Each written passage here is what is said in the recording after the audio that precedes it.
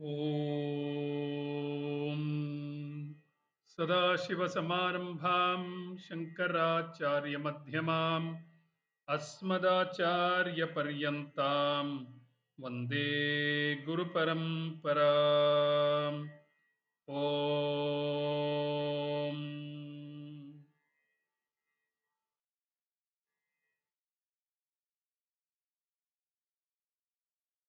Namaste, all of you. Welcome back to our continuing study of this great text, Vivekachudamani, authored by Adi Shankaracharya and taught to us by our dear Guru Swami Paramarthananda.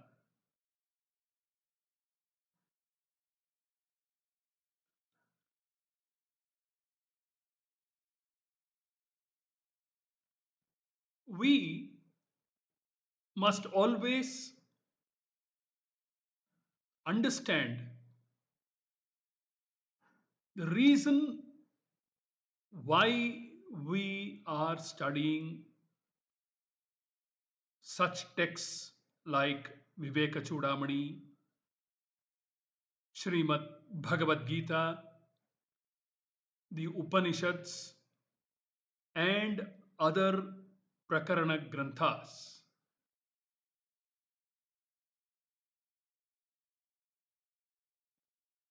We must understand clearly why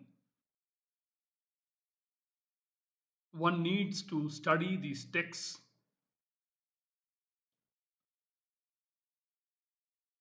on the spiritual path.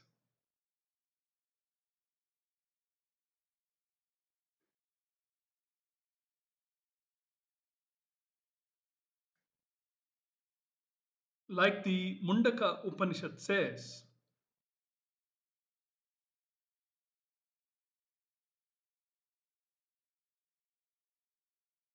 all knowledge, all sources of knowledge can be divided into two groups.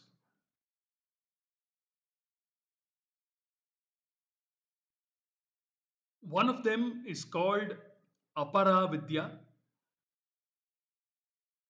and the other is called Paravidya.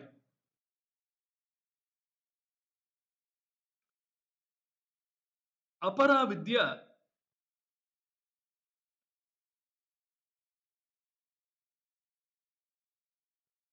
teaches all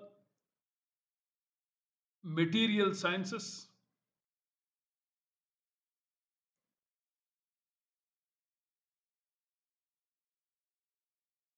everything that has got to do with reasoning, logic,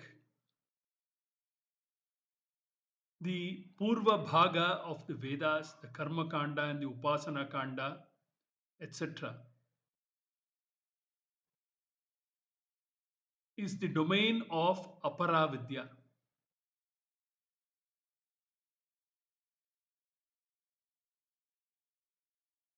Whereas Paravidya deals with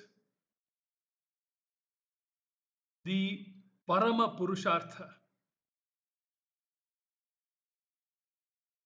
namely Brahmatma, our inner, infinite, immaculate self is dealt with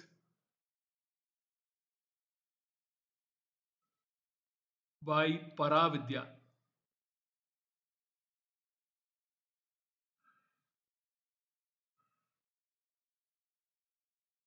Whereas Aparavidya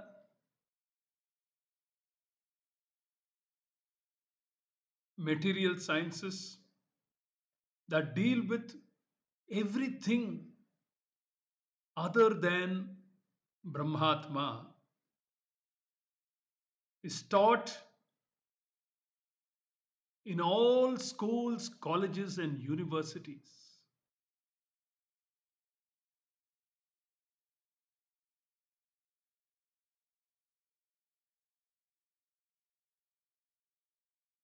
The subject of the topic of Brahmatma is dealt with clearly only, only in the Veda Antabhaga. Clearly, lucidly,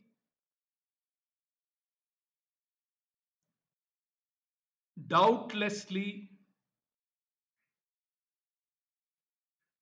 it is taught only in the Veda Antabhaga.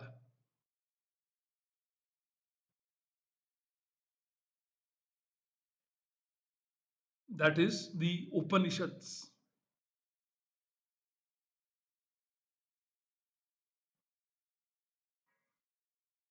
Then why do we study the Bhagavad Gita, Srimad Bhagavad Gita? Why are we studying Vivekachudamani and other Prakarana Granthas? Why?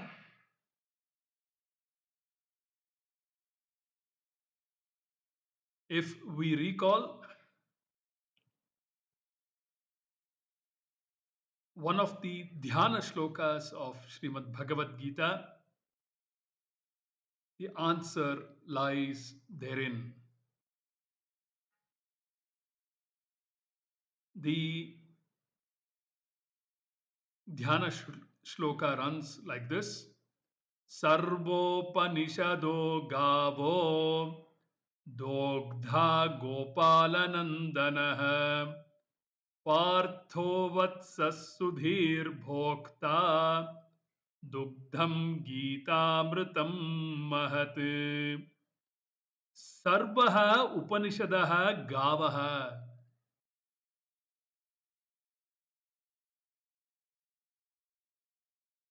The Upanishads are the original texts, the original revealers of this divine wisdom.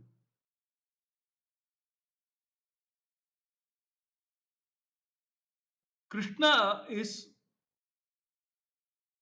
the milkman, the cowherd, Dogdha, who milks these Upanishadic cows. Dogdha Gopala Nandanaha Partho Vatsa Sudhir Bhokta Dugdham Gitamritam Mahat. Partha Arjuna is the calf without which the cows will not milk. And what is the Amritam? Dugdham, the milk.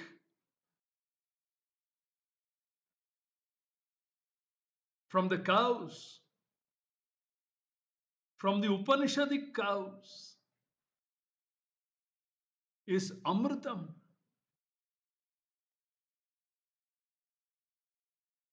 Gita Amritam, the nectar, the immortalizing nectar that is called Gita, Bhagavad Gita.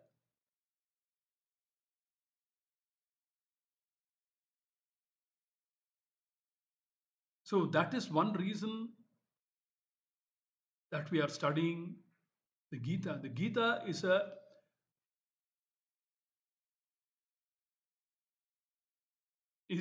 a Prasthanatraya Grantha that is based entirely on the Upanishads. So it contains the essence of the Upanishads,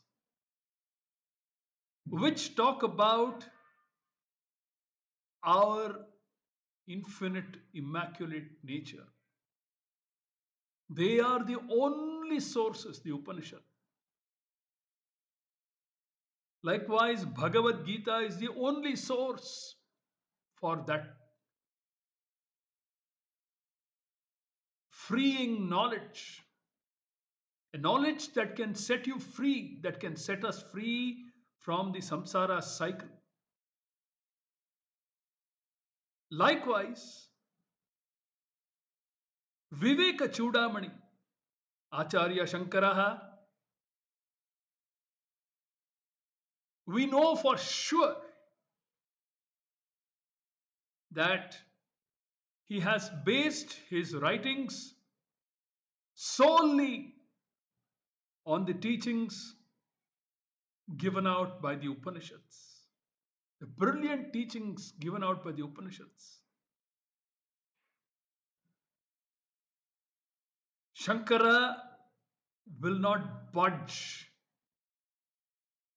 an inch, a centimeter, a millimeter from what the Upanishads teach, what the Gita teaches. None of our acharyas, for that matter, will deviate from the main line. Never. So, the reason why we are studying such beautiful texts,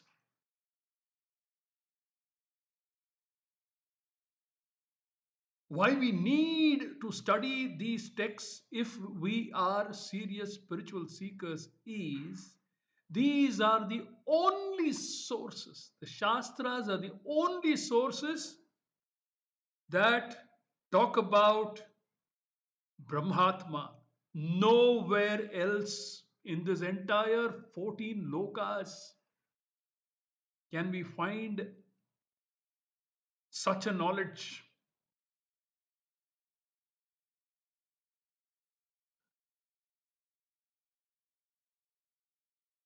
If it was taught in the universities, then there will be definitely a chapter on Brahmatma.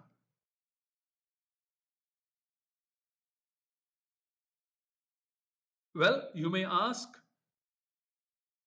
then how about university departments, the departments of philosophy that teach the Upanishads as part of their syllabus? Well, studying Kathopanishad as part of a university syllabus is purely an academic pursuit. When compared with studying the same Kathopanishad under the guidance of a Sampradayavit, a guru who has come down the Guru Shishya Parampara, and he who knows, who has the key to teach the message that the Kathopanishad contains.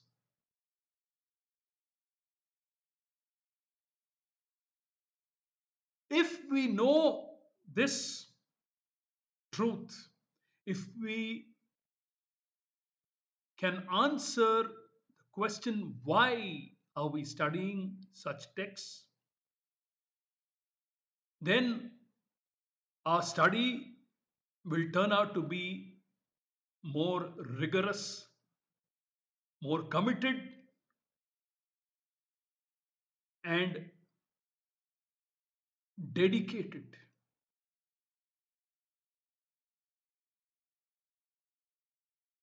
If someone told me that there is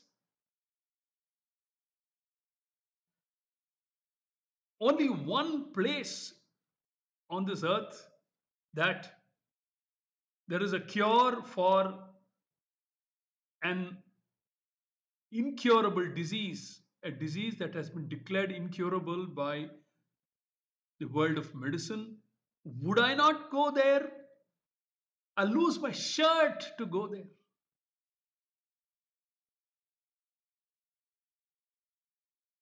Will I not lose my shirt to approach an acharya who has this wonderful teaching in him, and teaching that is given free of cost?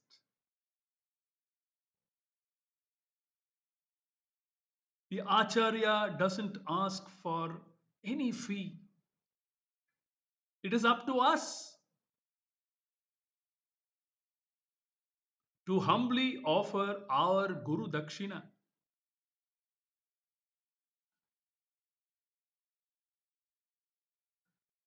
However much Guru Dakshina is offered, it can never compensate for the infinite wisdom, the wisdom about the infinite that the Guru shares with us. Impossible. It is just a token of gratitude that we are offering to our masters. Every now and then, we need to ask ourselves this question: why are we spending so much precious time in studying such texts?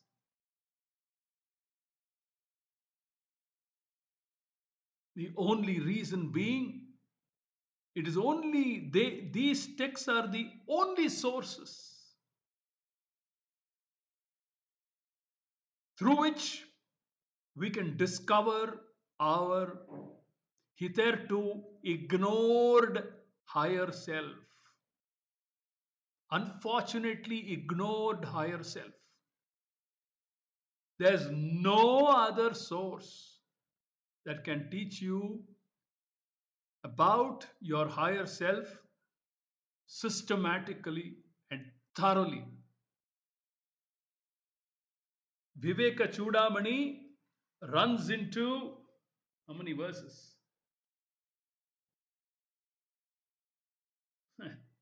500 and 1 minute. Yeah, 580 verses. 580 verses of a thorough presentation of this teaching.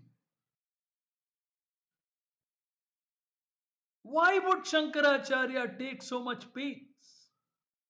Why would Swami Paramarthananda spend so much time in sharing this knowledge with us? Because it is so valuable. Why would Pujya Swamiji, why would Swami Chinmayananda spend so much time? Swami Chinmayananda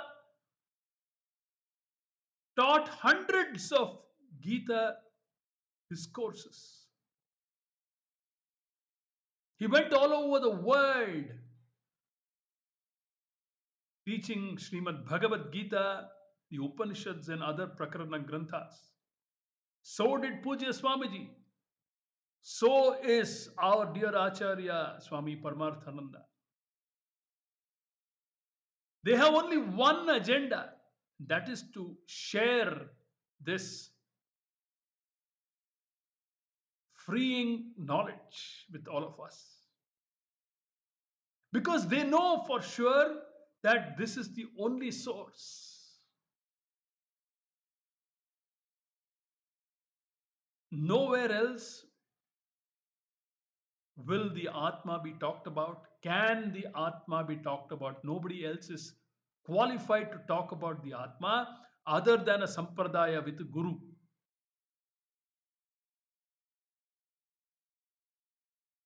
This has to be clearly understood.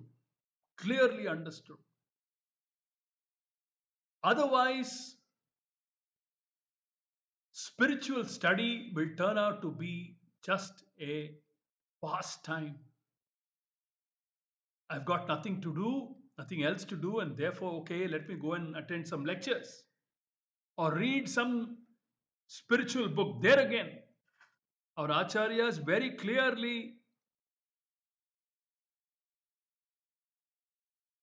caution us never to make an independent study of our spiritual literature. It can land us into trouble.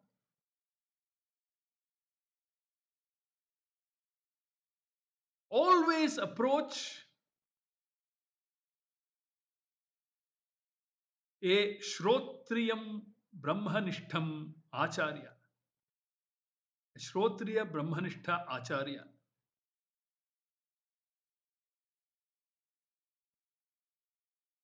Like we saw in Shloka 15 that we completed in the last capsule, I thought I must share the why of spiritual study with all of you.